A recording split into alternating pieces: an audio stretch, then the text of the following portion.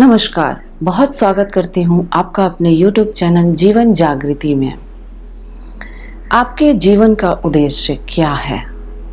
हम जब इस धरती पे आते हैं तो ईश्वर हमें किसी न किसी उद्देश्य के लिए भेजते हैं और हम यहाँ आने के बाद जब होश होता है तो हम इन सारी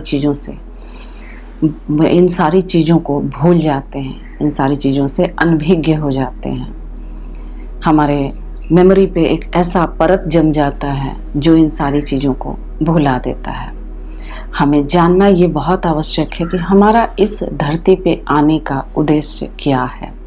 लेकिन ये हम कैसे जानेंगे? क्या ये बहुत आसान है जानना? ये बहुत बड़ा सवाल है। नहीं, जानना आसान तो नहीं है, लेकिन मैं यहाँ बता दूँ आपको कि जानना मुश्किल भी नहीं है। आपके क्रियाकलापों से, आपके हाव भाव से, आपके स्वभाव से इन चीज़ों का पता लगाना आसान है कि आपका इस धरती पे आना किस लिए हुआ है। आप ईश्वर के करीब हो या नहीं हो, ये भी आपके जीवन में कुछ लक्षणों से बताया जा सकता है कि आप अपने ईश्वर के कितने करीब हो।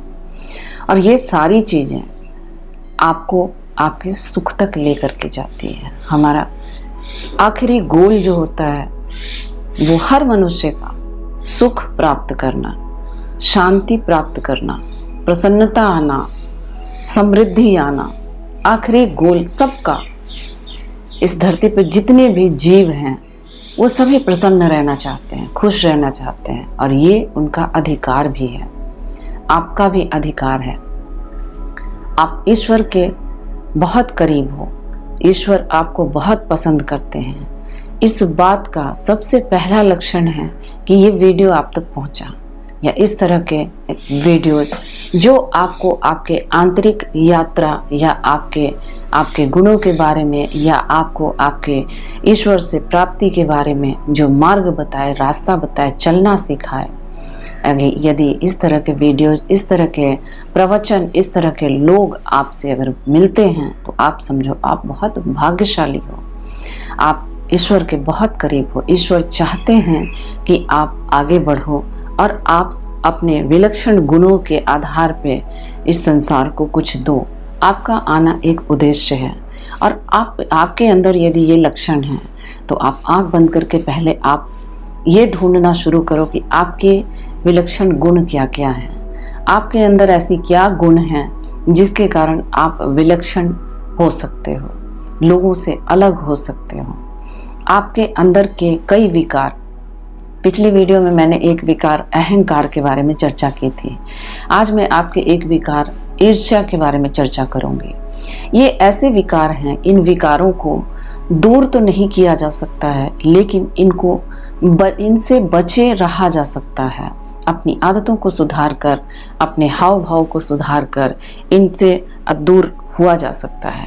इनको दूर अपने आप से किया जा सकता है, और अपने जीवन में आप साधना को अपनाएं।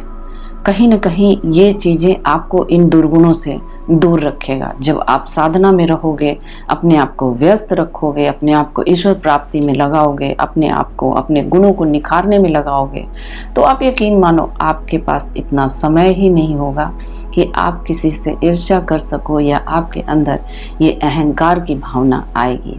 हाँ, यहाँ मैं एक बात आपको बता दूं, आप यदि साधना करते हैं, कई बार मैंने लोगों को देखा है साधना में यदि कुछ ऊंचाइयां प्राप्त होने लगती है, कुछ चीजें उन्हें दिखने लगता है, या कुछ उनके आंतरिक गुण ऐसे जागृत हो जाते हैं, जो उनके अंदर के आंतरिक शक्तियां हैं जो जागृत हो जाती हैं, तो उनके अंदर थोड़ा सा अहम का भाव आ जाता है। लेकिन वो यदि लगातार इसमें, उसके बाद क्या होता है कि वो वहीं पे रुक जाते हैं। उस अहम की भावना यदि उनकी बढ़ गई, उस अहम की भावना में यदि वो उस छलावे में पड़ गया, तब तो उनका ग्रोथ वहीं रुक जाएगा।